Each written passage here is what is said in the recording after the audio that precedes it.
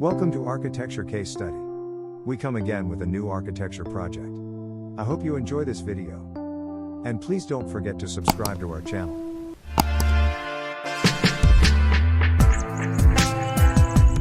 Our project name is 1 Vilamoura Apartments.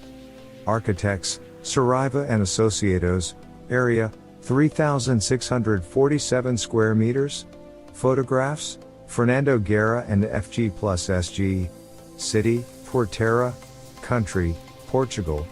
Featuring 29 residential apartments which blend into the landscape. The program aimed to minimize the visual impact of the built area. Formally, a building adapted to follow the morphology of the site is proposed, forming a low-rise horizontal line.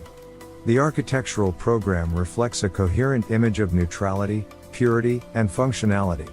In this design, which draws significantly on natural elements, the recessed terraces which operate as an extension of the interiors while simultaneously protecting inhabitants' privacy are of particular note.